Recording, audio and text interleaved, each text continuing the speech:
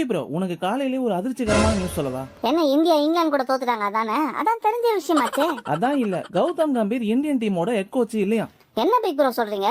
இந்த நல்ல விஷயம் எப்ப நடந்துச்சு? ரொம்ப சந்தோஷப்படாத குட்டி ப்ரோ. கம்பீரை யாரும் தூக்கல, அவரை தூக்கவும் போறது இல்ல. அவர் இங்கிலாந்து சீரீஸ முடிச்சிட்டு கொஞ்சம் ரெஸ்ட் எடுக்க போறாரு. ஆனா அதுவும் இல்லாம ரியல் மேட்டர் வேற ஒண்ணு இருக்கு. நீ என்னப்பா வெப் சீரிஸ்ல எபிசோட் முடியாத மாதிரி இவ்வளவு சஸ்பென்ஸ் வைக்கிற? சீக்கிரமா சொல்லு. சொல்றேன். மேட்டர் என்னன்னா, ஷெட்யூல் தான் இப்ப முக்கியமான காரணமே. இந்தியன் டீம் இப்ப இங்கிலாந்துல விளையாடிட்டு இருக்காங்கல்ல, இது முடிஞ்ச உடனே இந்தியாவுக்கு 2 பெரிய சீரிஸ் வருது.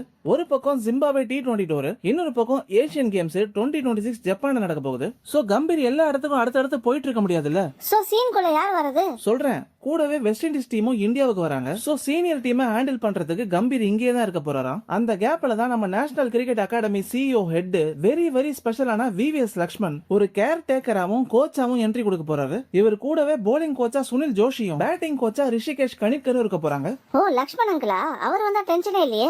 அவர் கோச்சா நல்லா தான் பெர்ஃபார்ம் பண்ணிருக்காருல. கரெக்டா சொன்ன குட்டி ப்ரோ. 2022ல அயர்லாந்து டூரை 2-0 கிளீன் ஸ்வீப் பண்ணிருக்கோம். அதே 2022ல ஜிம்பாப்வே டூரை 3-0 ஒயிட் வாஷ் பண்ணிருக்கோம். இது மட்டும் இல்லாம 2023 ஏசியன் கேம்ஸ்ல போய் கோல்டு மெடலையும் அடிச்சு மாஸ் பண்ணிருக்காரு. அப்ப அன்பீடன் கிங்னு சொல்லுங்க பிக் ப்ரோ. தங்க விக்கிற விலைக்கு இன்னொரு கோல்டு மெடல் கொடுத்தா வேணா நான் சொல்ல போறோம்.